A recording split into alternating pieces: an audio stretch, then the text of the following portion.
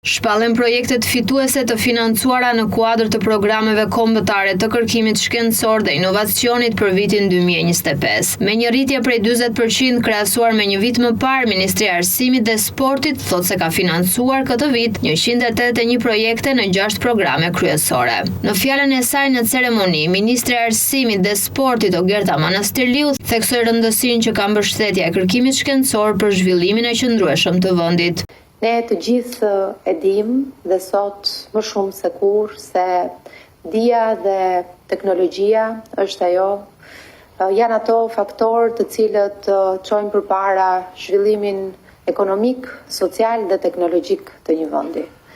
Ndaj sot më shumë se asnjëherë kur kemi vendosur kaq shumë potenciale në dispozicion të zhvillimit ekonomik, social dhe teknologjik të vendit tonë, ka nevojë që të gjithë të jemi bashk, të tregojmë edhe më shumë ambicie se sa kemi treguar ndoshta edhe më parë në raport me zhvillimin e institucioneve të arsimit lart, të kërkimit shkencor, jo vetëm sepse jemi në këto zhvillime pozitive të aspekteve ekonomike dhe sociale të vendit, por nga ana tjetër se jemi shumë afër një aspiratet ka hershme tonën që është antarësimi në Bashkimin Evropian.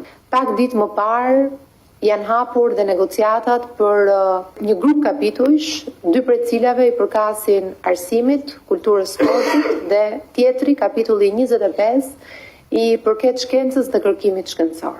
Dhe tashmë jemi vendosur në të tjera kondita që ne na duhet jo vetëm të punojmë edhe më ngushtësisht së bashku.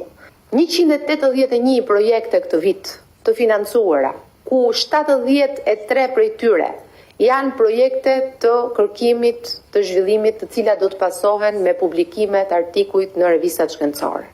55 projekte që financohen nga Agjencia Kombëtare e Kërkimit Shkencor dhe Inovacionit. Këtë vit janë mbështetur projekte që mbulojnë 6 fusha prioritare: biodiversiteti dhe mjedisi, buqësia, ushqimi dhe bioteknologjia, shëndetësia dhe shkencat mjekësore, sistemet dhe teknologjitë e informacionit, shkencat sociale dhe albanologjike si dhe ujë dhe energjia.